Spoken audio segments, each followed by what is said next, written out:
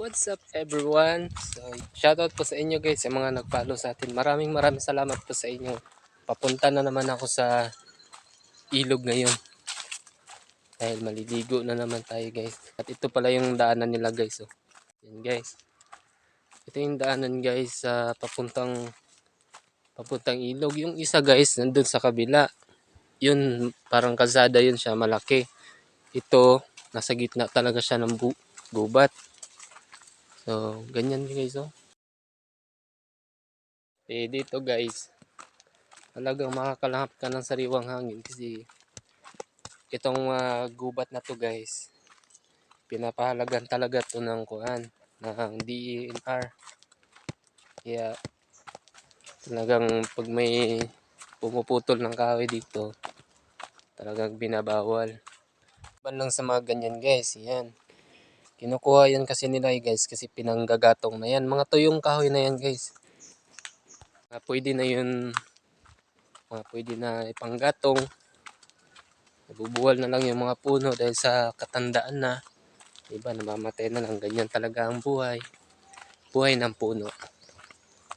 Pag sa sobrang nasa tanda, yan, mamatay na yan sila.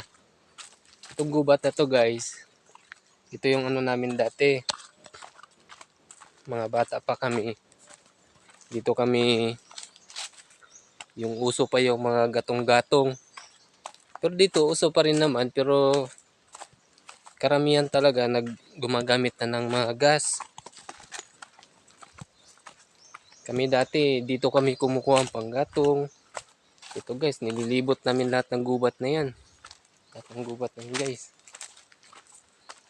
Tapos ginagawa namin, kumukuha kami ng mga prutas dyan. Mga prutas ngayon binibili na.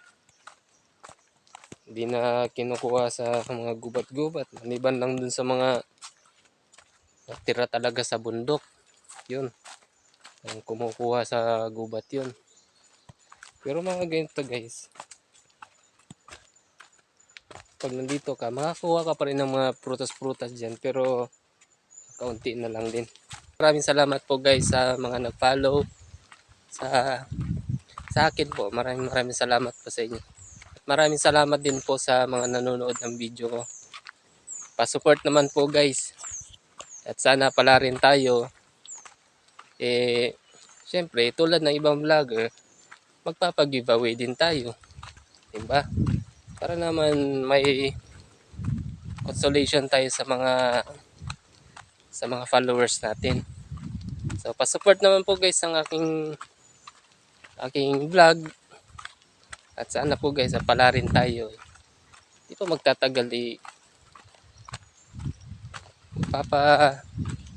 magpapa-consolation prize po tayo. So, yun guys, malapit tayo sa ilog.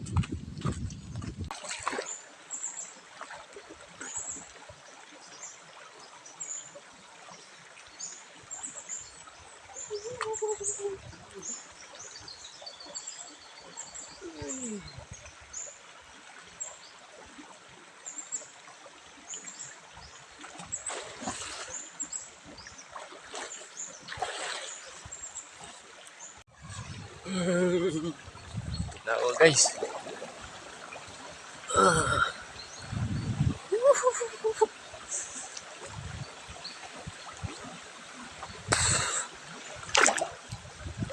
Ito ang sarap mag-relax guys. Talagang lamig ng tubig.